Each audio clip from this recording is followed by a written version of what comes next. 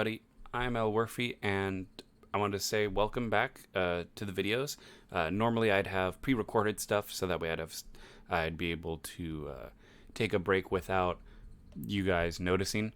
But this time, I didn't have any pre-recorded stuff, so welcome back though from the break. I've had a ton of fun coming up with all great, wonderful new ideas, and today is no exception because I wanted to talk about something that is a little bit higher way of thinking. Something that I don't think even, like, I looked it up on YouTube. No one even has a video titled what I'm about to title my video, as you saw from the description. So what exactly is cyber balkanization? It's essentially the idea that as the internet has become more inclusive and more expansive, it's created an opportunity for people of all different creeds, cultures, and all that stuff to form their own groups. And you see a lot of segregation of different people and different viewpoints, like flat earthers, for example, right? That'd be a great example of people who have been able to create their own small, weird bubble of confusion and misinformation and are able to ignore the scientific community. Another great example would be even here on YouTube, where you see, the big popular YouTubers, like PewDiePie, Markiplier, those kind of people who have their own style of community, and then you see maybe like the makeup section of YouTube or like the commentary section of YouTube video games. We all have our own groups that we've formed on the internet, and I think that a very unrepresented part of YouTube is the small YouTuber community. No, not in this. I made videos about this before, but what I realized as I was, resting and taking a break from YouTube is that this idea of cyber balkanization, the idea that people in their own communities are kind of blocked off from learning and being able to go over the line and look into other communities, was really interesting to me as a concept, because obviously it's the internet. You could look up whatever you wanted to. There's nothing stopping a flat earther from watching a makeup channel, or makeup channel watching a cooking channel, or a cooking channel watching a gaming channel, right? There's nothing actually stopping them from going about and doing this. But then why is it that we use this term of cyber balkanization to describe the lack of interaction between different groups online? Well, it's because there's a real, I think, instinctual sense of familiarity.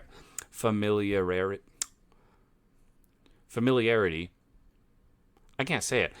there's just the sense of cohesion and the sense of cooperation that comes, in fact, from being in a situation where you're able to have your own community and group, and people don't really want to go outside of that. So when I look at like YouTubers, for example, who make videos trying to speak to other communities, it often comes across to me anyways, either condescending, incompetent, or frankly just, disrespectful to the culture they're trying to go to. So when I speak to the small YouTuber community, I do so as a member of it, because I think that as a small YouTuber, this is the best time for me to be talking about it. If, God willing, I'm allowed to get, higher following, and then I'm to the point where I'm no longer considered a small YouTuber, I likely probably won't continue talking about small YouTuber things, just because I would then, I think, be, that's me taking responsibility for the fact that I'm probably then too far removed to whatever the small YouTuber culture will look like in the future. I don't know what's going to happen in the future. Nobody does. But I think there really is something to be said about wanting to put your best foot forward and trying to be honest with your audience. And that's something, obviously, that, again, we've talked about in several videos, but we haven't talked about it in the sense that when you're being honest, honest to your community in your own little niche, but then you go and branch outside of that, I think that there becomes a little bit of a disconnect when the other communities see new people come in. Because remember, YouTube's all about being inclusive and allowing anyone to watch anything. And, that's why we have the comment section so people can leave feedback. And, there's all kinds of great things that can come about on YouTube from the system that we currently have.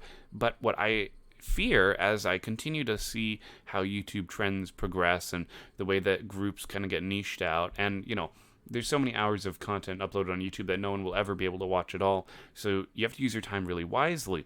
And it's really disappointing when you see people who waste people's time, like with clickbait or with reaction style videos where they're just stealing other people's videos. That's just super rude and disrespectful, in my opinion, because you're welcome to talk about a video, but just straight up playing someone's video in its entirety, I'm not okay with that, especially if you're not going to add anything substantial to the video. So this brings me to the point that when you see a community that isn't of your own, I would challenge you to go ahead and investigate it and just explore and try and find new ideas. Because even though this new internet version of segregation, cyber balkanization, is a natural part of the internet and the way it that's just how it is. We can't get rid of it. It's not something I'm saying is even inherently bad, because there's something to be said about everyone being able to find a community that fits them. I think that's really good.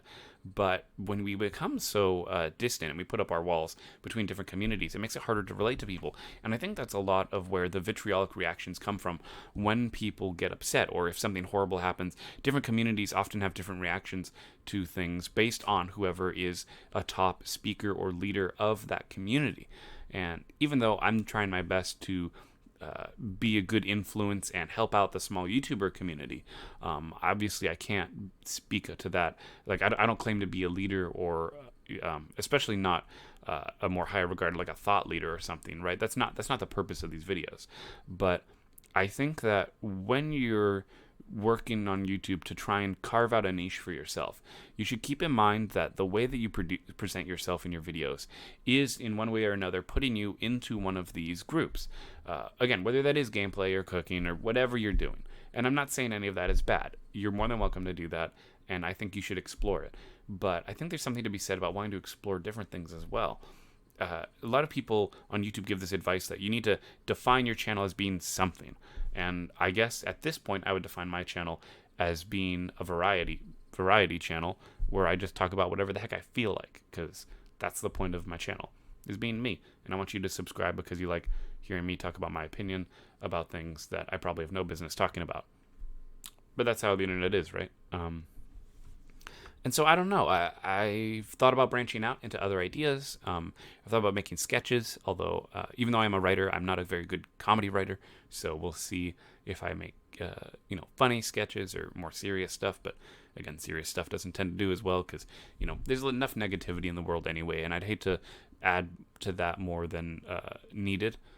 Especially when we're making works of fiction.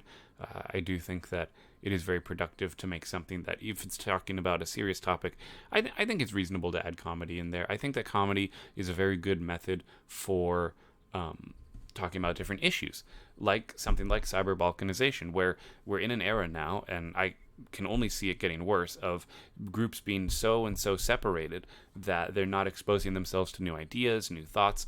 And that's one of the beauties of being a small YouTuber, is that when you're a small YouTuber and you go out of your way to find other small YouTubers, you can really find really wonderful content, honestly, that's just not being appreciated, that's not being developed. And it's really unfortunate that we live in an era where, to be honest with you guys, I'm not too sure how easy it'll be for you guys to start channels in the next 5 to 10 years.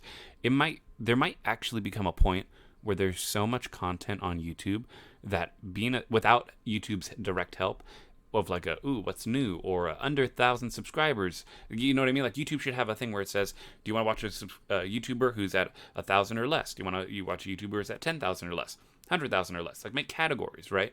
1,000,000 or less, whatever.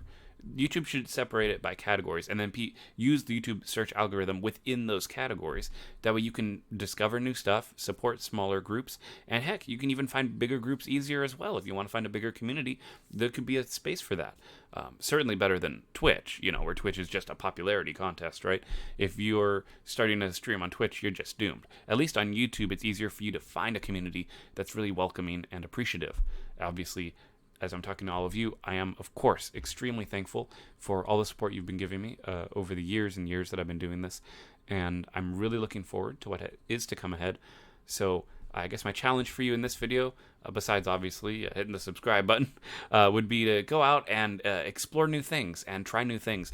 And who knows, maybe going to new communities and new ideas will inspire you to make new topics or talk about new things or just have new ideas that are able to show off yourself in a brand new way. And I think that's a really cool opportunity. So anyway, guys, thank you all so much for watching. Again, I really do appreciate all the support that has been coming to the channel, and I can only hope that as our community grows, we'll be able to create a more positive space on YouTube, even if it's a small one, where we can have open and honest discussion without the threat of ultimate ridicule and shame, because when you've been doing YouTube as long as me, honestly, like, negative stuff is not the end of the world. Anyway, guys, I'm Elwirfy, and I'll see you guys next time. Take care, everyone.